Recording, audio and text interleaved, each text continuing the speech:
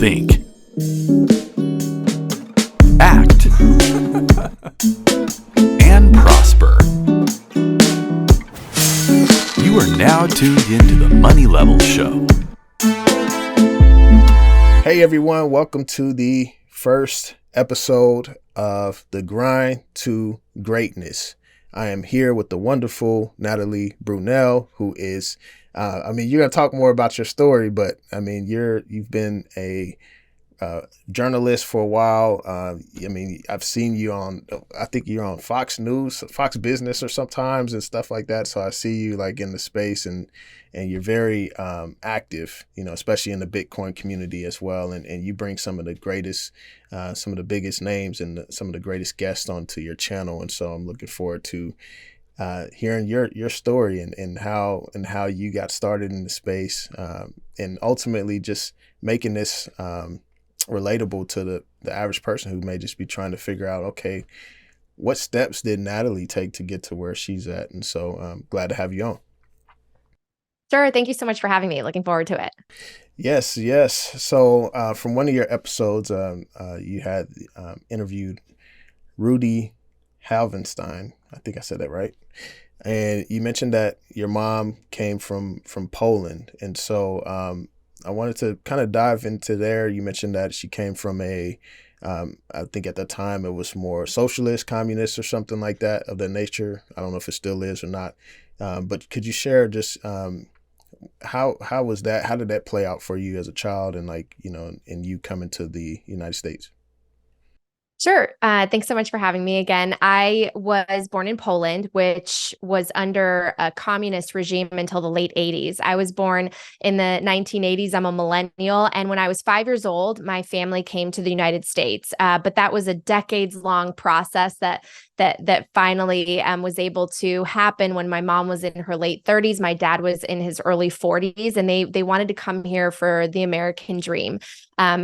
Under communism, my mom tells me stories about how, growing up, there was not a lot of sense of economic hope or opportunity or social mobility. You basically had to wait in line for basic necessities, including groceries. And sometimes she said she would come up to the front of the line and they were out. There was a lot of scarcity and shortages. And so she always dreamt of coming to the United States. She watched a lot of American films and she thought that life would be so much better here and she would be able to work and provide for her family and her kids could get a good education. So it was always her dream. I came here when I was 5 and, I assimilated pretty quickly. I grew up kind of bicultural, a little bit Eastern European, a little bit American, never quite fitting in either direction.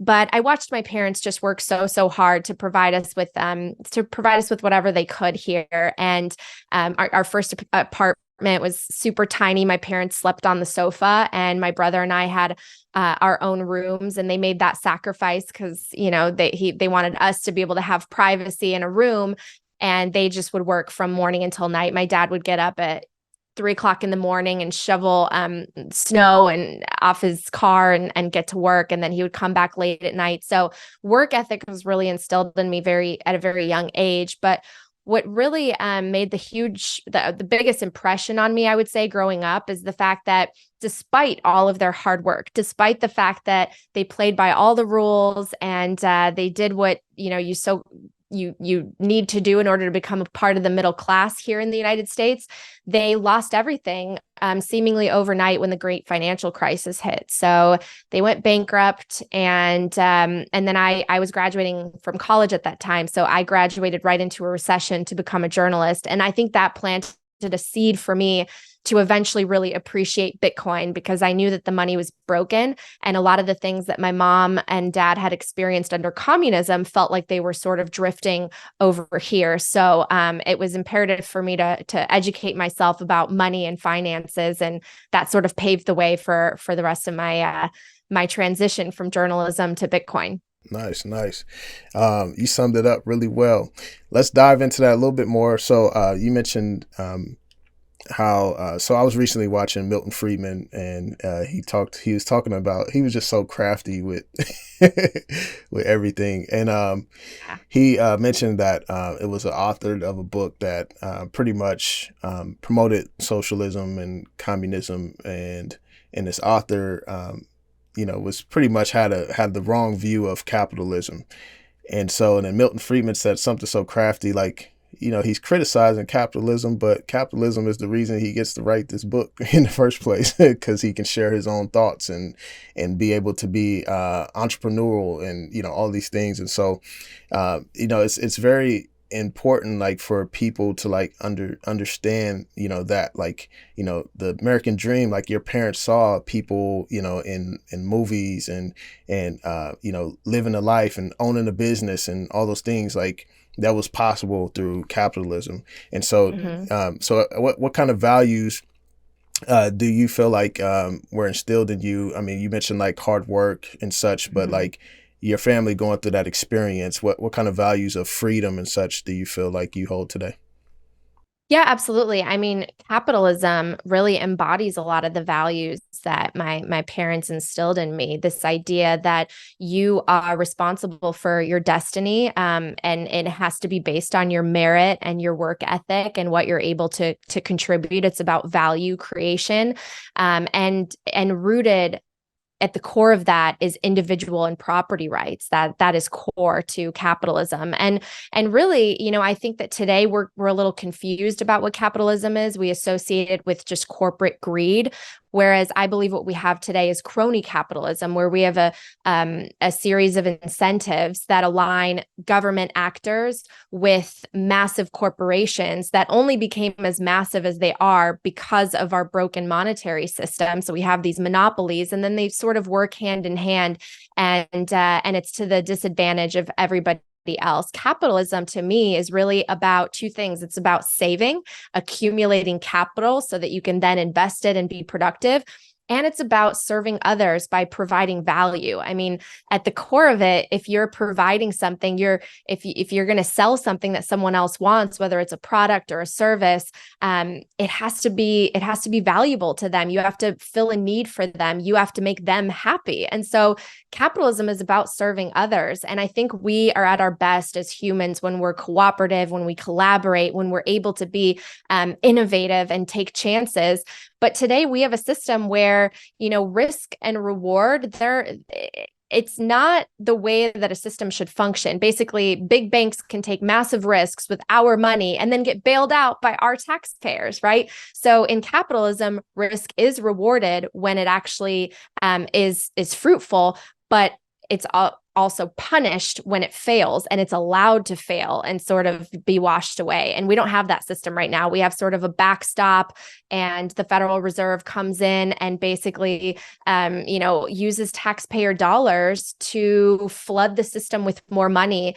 And I don't believe that that's truly capitalism. So I hope we get to a more sane economic system if we address the core issues which relate to our money, because the fact that we have one, set of unelected bureaucrats who lead these central banks and decide what the price of money is, what interest rates are, they really manipulate the system, and then they can press the button and add a bunch of monetary units to the digital ledger. They can just create money out of thin air, and that affects everybody's savings and everybody's work and time and energy that they put into making a living. So the system really needs to be addressed, and the system is broken because our money needs to be fixed. Yeah, heavily agreed. So you started in journalism, and so what was that kind of part of your life like? Starting, and I think you were at one of the bigger companies or something like that, and you had to do reports and such. So like, what was that like? And then how did you use those talents and those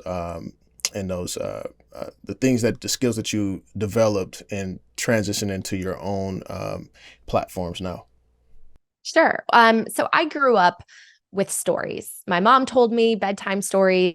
And then when we came to the United States, when I was very little, we would watch a ton of news, and we would also watch a lot of movies and TV. So I was surrounded by storytelling, and I was always really drawn to media and being able to tell a story visually. So at a young age, I really wanted to pursue journalism because I thought it was a very noble profession. And I thought it would open up my world to meeting different people from all walks of life and constantly learning. I loved the idea of having a job where I got to learn about a lot of different things and stay on top of what was happening in the world.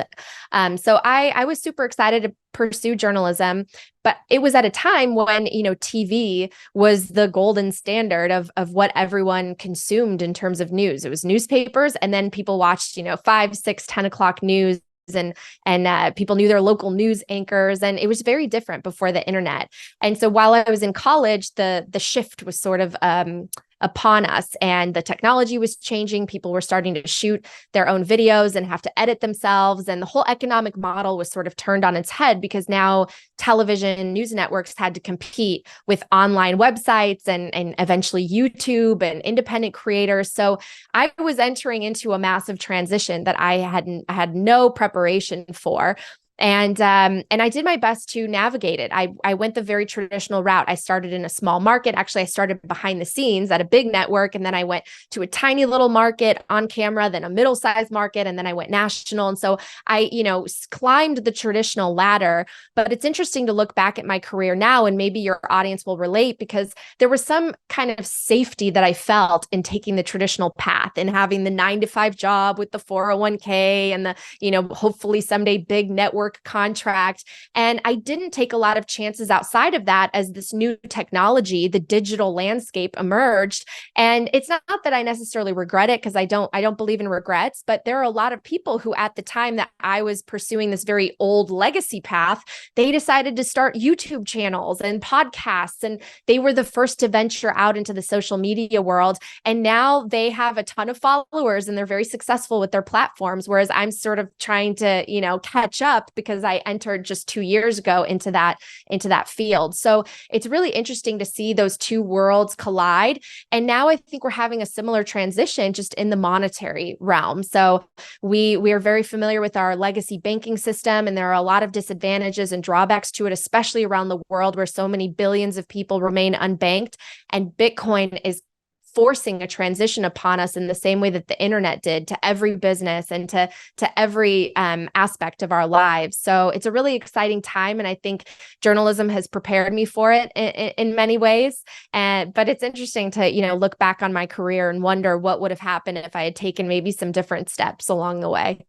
Yeah. Hindsight's always 2020, and I think about that as well. Like as a music artist, I was so I graduated high school in 2006. So I was coming of age during that time when YouTube and Facebook and MySpace, all of that. Like, Yeah. MySpace was the joint. Yeah. I don't know if y'all knew that, but Yeah. and so but when that was coming of time, as a music artist, I was so used to like the grind model of like, okay, after the club let out, you pop the trunk and you got your CDs there and you sell your CDs, or you go to events and sell CDs, hand out flyers, and there's still some components of that now. But I didn't take advantage of like really ingraining myself in like the transition to social media and things of that nature. So you mentioned Bitcoin. So obviously, during the global financial crisis, 2008, 2009, we had a currency be birthed, Bitcoin. Mm-hmm. And so how did you end up like finding out about it? Like, did you find out about it early on? Were you late in the game? How long it took you to understand it? Walk us through that part. Hello everyone, sorry for the break in action, but I want to tell you about the link in my description below. This is to the New Orleans Investment Conference. This conference has been around for years and have brought many people out, such as Milton Friedman, Gerald Ford, Alan Greenspan, and Margaret Thatcher. This conference is put on by Brian Lundeen and his team. Brian is the CEO of Gold Newsletter. This year, they're going to have speakers such as Jim Rickards, George Gammon, Peter Schiff, Rick Rule, Danielle DiMartino Booth, Lynn Alden, and many others. Now, I encourage you to click the link in the description below. You can choose to attend the live event, which I will likely be at, as well as the event that is live streamed. You can support the channel by using my link below, so I encourage you to check that out. Now, let's get back to the interview. Well, we're all early, luckily, even if you're getting in right now in 2023. I found out about Bitcoin for the first time in 2016, 2017. I was extraordinarily skeptical and confused. I assumed it was similar to a stock, and I thought that because it was digital, that inherently it was at risk of being hacked or going to zero. But I had a lot of homework and studying to do. So I really didn't understand it, but I started to accumulate a little bit because I did always have a little bit of that risk-taking behavior, in the same way that people play the lotto, just hoping that maybe they'll be the one lucky, winner. I thought the same way when I first bought Bitcoin. I just thought, well, maybe this will take off and it'll help me with some of my financial concerns and stresses.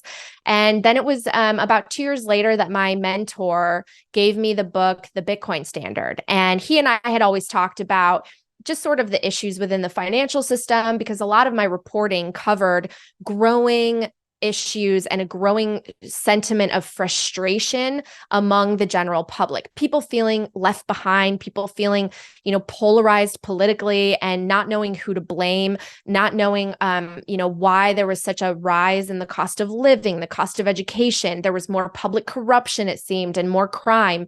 And so I felt all of those nerve endings and all the stories that I do that were, being touched on by all these different issues, but I didn't know the cause. And when I read the Bitcoin Standard, it was this massive aha moment for me, because I thought, oh my gosh, this is why I'm reporting on so many of these issues growing. The root of these problems is our financial system is broken, and it gives an advantage to the people at the top at the expense of everybody else. And this is also why my parents essentially went through the great financial crisis, despite working so hard and being good citizens and playing by all the rules. It's because the system at its core is rigged. Our money is manipulated. It's not backed by anything. It's controlled by very few people.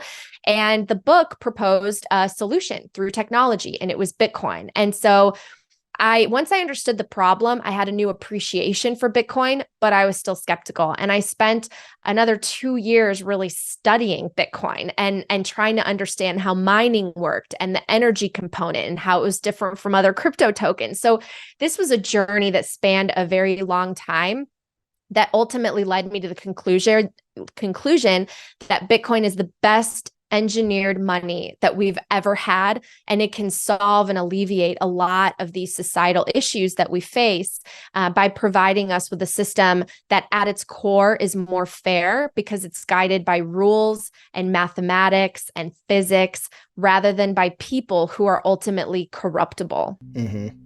Yeah, and is like you mentioned something very key.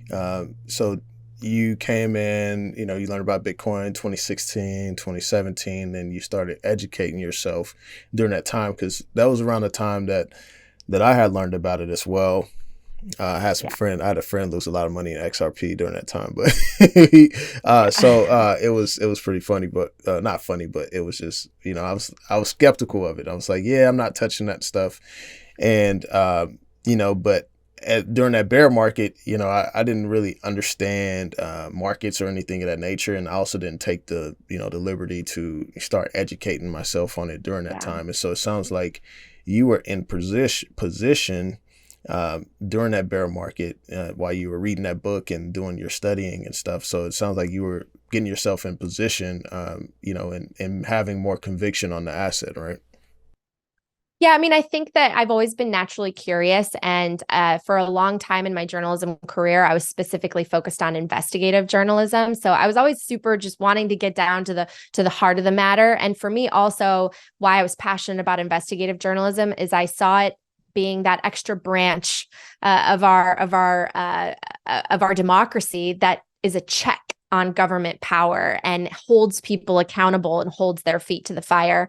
And to be honest with you, I was kind of disappointed in my industry, because I saw, at least the last couple of years, that many outlets and networks and publications stopped doing that. Instead of, holding government agencies accountable and asking the tough questions and going after the powerful, they were almost becoming lapdogs for them. And that was frustrating to me. So Bitcoin really piqued my interest because it did represent a lot of those values that I grew up with parents that came from, a background understanding communism and top-down total control and authoritarianism. And so I was always very skeptical of the government. That's just how I was raised. I was skeptical of the information that we're being fed.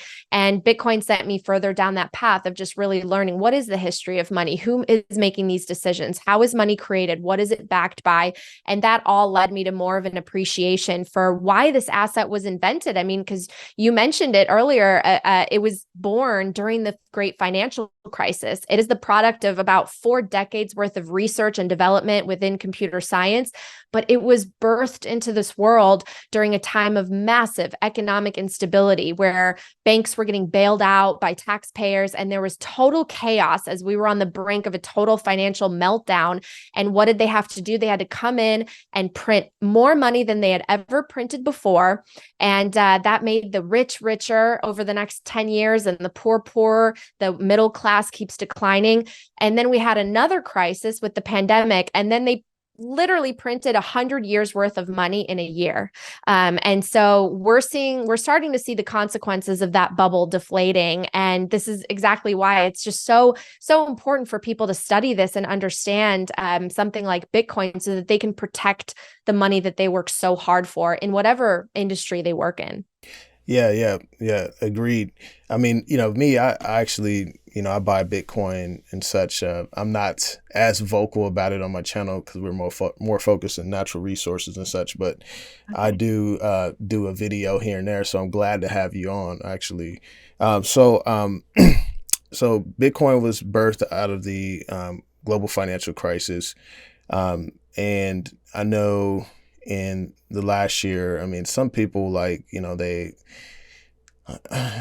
feel like they got burned, in terms of buying at the top and such. And so how do you balance as a journalist that, focuses on Bitcoin? And if you all don't know yet, Natalie has coin stories. Be sure to go subscribe. I'll link to it in the description below. So how do you pretty much, when someone buys Bitcoin at 65,000, and I think I met someone who bought when it was really that high and they got burned, and how do you encourage people? How do you work with people through that kind of bad experience?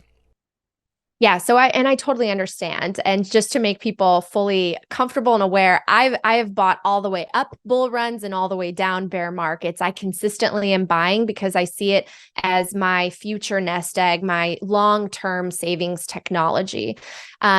I think the best way to look at Bitcoin is something that you don't touch for at least 5 years. So in the same way that you deposit maybe to a 401k or an IRA, your retirement, you're not going to touch it. And obviously most people don't touch those because of the tax hit that you would get. But it's something that, it'll go up and down, but you don't even think about the amount of money that's in there because you're not going to withdraw it for several years, if not several decades. Bitcoin is the same in the sense that over the long term, it has outperformed everything, and its performance goes in one direction. When you zoom out, it's going up, it's worth more and more, and your purchasing power increases. If you zoom in to 6 months or even a year, it can be extremely volatile. Now let's take the US dollar. If you zoom in, it feels pretty stable, right? My dollar is worth $1, and there's no, significant price ups and downs and swings the way that you have with Bitcoin. However, if you zoom out, your purchasing power is on a rapid decline. It's on a decline that accelerates faster and faster.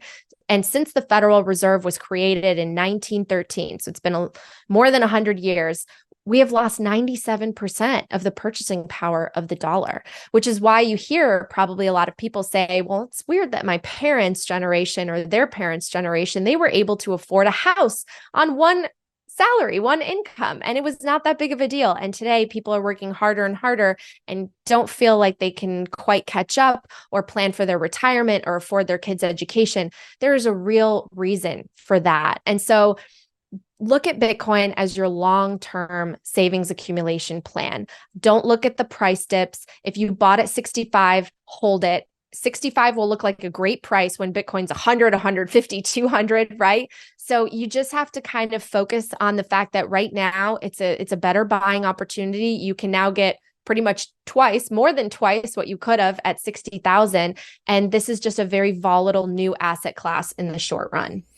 Yeah, so it sounds like what I'm getting from that is like people should build, their knowledge and conviction, on the asset, and that way you're able to hold for the long term because you're not obviously, in the last couple of years, 3 years, there was so much money printing and M1 money supply, with its highest ever, and people could just throw a dart at a board and just score on any crypto coin or, any stock, a meme stock, or, and now, and there was a lot of FOMO and hype around that time. And so now that we're in this time, like obviously it's a better buying opportunity, but this is like the time where you really, people should really build the conviction around the asset.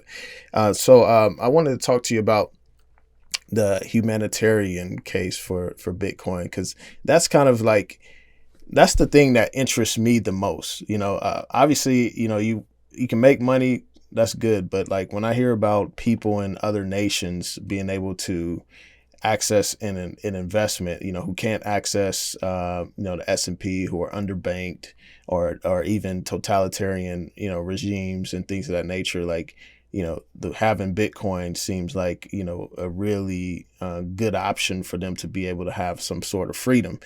So could you share more about the humanitarian case for Bitcoin?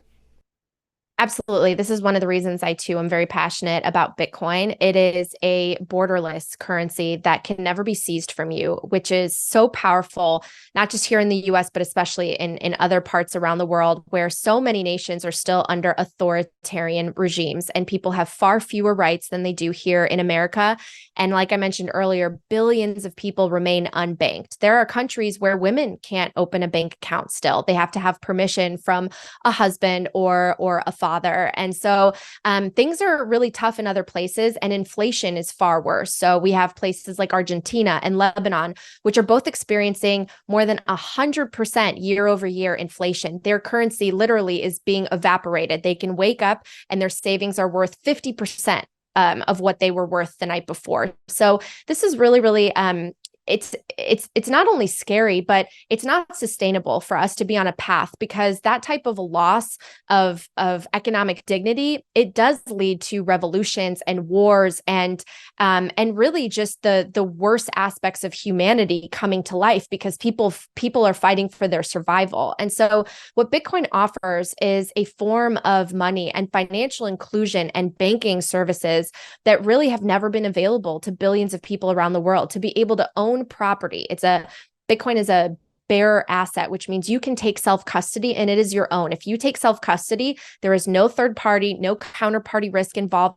and no one can confiscate it or seize it from you. If you're traveling across border, if you're in a war zone, that you can come to, a group of people that are in the military that are checking for everything you have, and you could have your seed phrase memorized in your mind and take your entire life's work, economic value and your wealth across border without anyone even knowing about it. I mean, that has power in and of itself, because again, so many people are still under authoritarian regimes. So I think to protect human rights and to empower people to be able to start businesses, to be able to earn money, to not have to worry about remittance payments, which are make transferring value country to country so expensive. It's so empowering and will allow people to, again, be able to create value, take care of themselves, take care of their families, create community, overpower authoritarian regimes and create democracies. I mean, I just think that money touches everything that we do. It is at the core of all of our activities. And it's at the core of of if we have a form of money that can't be manipulated and debased like Bitcoin, then we can form a more peaceful, cooperative society. Because I think a lot of the wars that have happened, it's because of power and money and being able to control and manipulate other people. So I really do see Bitcoin as unlocking, a potentially more peaceful future, one of abundance, one where we can all be judged by our merit and the value that we bring to the table in a fair system, rather than who we're close to, whether we're close to the politicians, whether we, have access to the money printer. That's not a fair world. That's a world that leads to a lot of division. And we can see that happening right before us. So if we think it's bad here in the US, it's far worse in so many other places. Yeah. Agreed.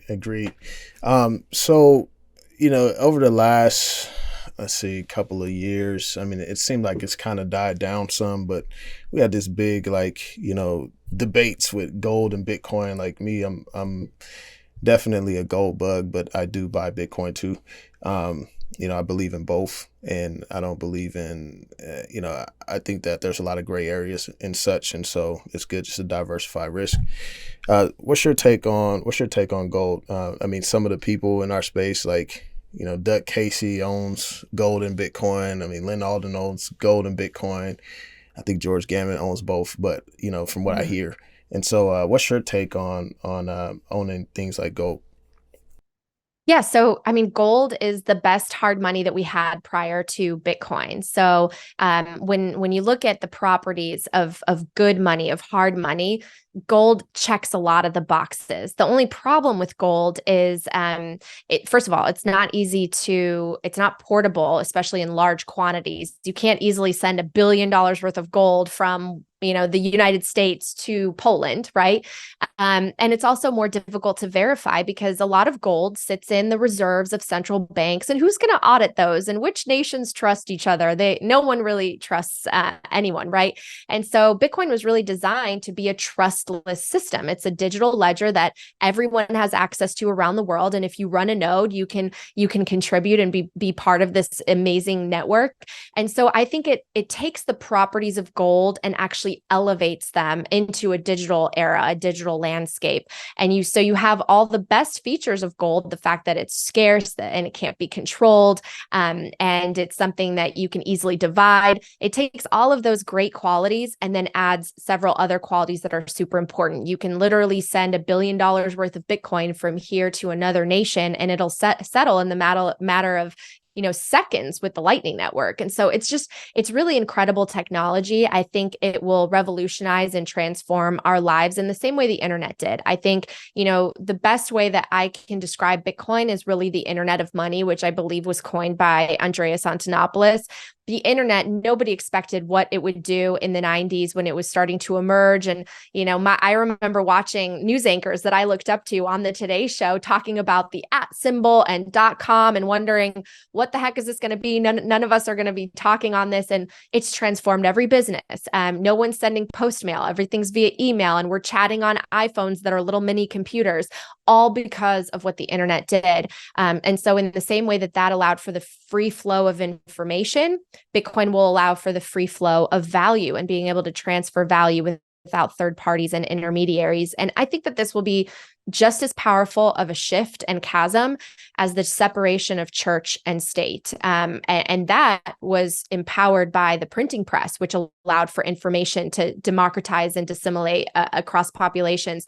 Bitcoin's allowing us to do the same. It's democratizing money and finance. So I think that there will soon be a separation of money and state, which I think will be so empowering to the average individual, because these power structures have turned into a bit of a wheel that is crushing the working class. And I don't know if any of your audiences are Game of Thrones fans, but I certainly am. Like, I believe that Bitcoin breaks that wheel, and there's no longer a ruler or rulers at the top. It's just the people being able to conduct commerce and trade among one another based on value. Yeah. Appreciate you sharing that. So there's been a lot of so you do investigative, journalism and such, and there's a lot of talk about I mean, some of the stories are kind of grim, recession, depression, fourth turning. I had Neil Howell on recently, which, I mean, it was a really good interview. And so what's your take on kind of just like, where do you see things going, before, like, because obviously, like, we all want it to get better. And like, I want to be optimistic, about the future of our nation, going forward. But obviously there needs to be some type of uh, change, that needs to take place. Mhm. So kind of what's your views on how some of this plays out, or what do you feel needs to happen, in the next, 5 to 10 years? Yeah, so I'm glad you asked this because I will be very direct and honest and say that before I learned about Bitcoin, I was starting to become very pessimistic about the future. I started to think that there was no way and no thing that could bring us together again and unite us and make us create a future that was one that would be more peaceful, more prosperous, offer more opportunity. I started to think, like so many people, that this is all just going in a bad direction, and more people are fighting one another, and it's this sort of us versus them narrative. And it made me sad. It made me, at my core, sad and nervous and worried about the future. When I learned about Bitcoin and when I truly studied it and realized that it is unhackable and incorruptible, and it is the thing that will strike at the core of all of these issues that we talked about in the show, I started to have a real sense of hope. I started to feel so much more positive, not just about my own financial security in the future, because I think that I'm, I've caught the wave before the wave is even, really taking off for me to surf it. Like, we're all very early still. Bitcoin is still very, very nascent, but it will, I believe, transform the world.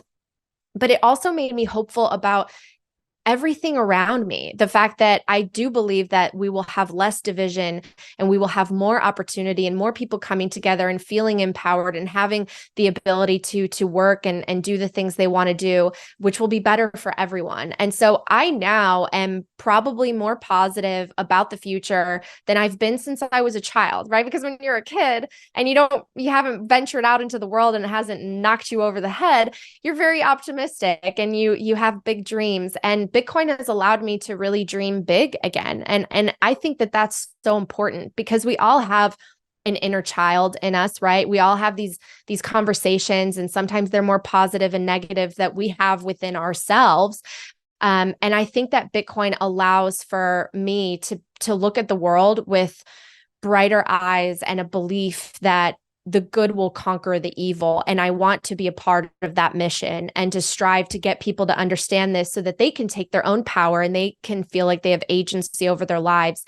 Because I think a lot of the problems we have right now is because people don't feel that control. They feel like they don't know where to turn, and they're working harder and harder just to tread water. And so a lot of people just feel like giving up, and they don't have to. And I think that is the most powerful thing, because like hope is like oxygen. You need it in order to live. And I think Bitcoin restores hope. Yeah, so I'm glad that you say that because, we have a widening wealth gap. And, a lot of that is due to I would say most of that is due to the manipulation of money and being able to print currency and decide who wins and who loses and such. And so it sounds like, I believe that Bitcoin is a solution to that because it can't be manipulated and things of that nature. I completely agree with you. And I think that's one of the biggest problems that we need to tackle, because a widening wealth gap, I think, leads to populism and people feeling like they want to take out their frustrations and find a them to blame it on. I think it leads to those us versus them narratives and polarization. I think it leads to just, this person's on this team and we can't be friends with that person. And that's not the best that we can be. I certainly would love to return to a time when you didn't define yourself by who you voted for in an election, right? So I would love to see us be defined more by our passions and skills and the value we create in the businesses that we're a part of and contribute to, as opposed to a political party. And that's where we're at right now. But I think it's because people just don't know where to turn. They're looking for help and answers and a place to put the blame. And unfortunately, not a lot of people are shining that spotlight on the core system, which is breaking all the incentives and making it so that the rich do, get richer at the expense of a lot of people. I don't blame any one person. I don't blame a specific political party or group or specific, individuals. I think that it's the system. The system is broken and it encourages this type of behavior, especially if you have privilege and an advantage, you're obviously going to want to continue it. And so I think we need to address the core issues, which are deeper and sit at the foundation of the economy, which is really the money, what backs it, how it's created, and who gets to say. Yeah. Agreed.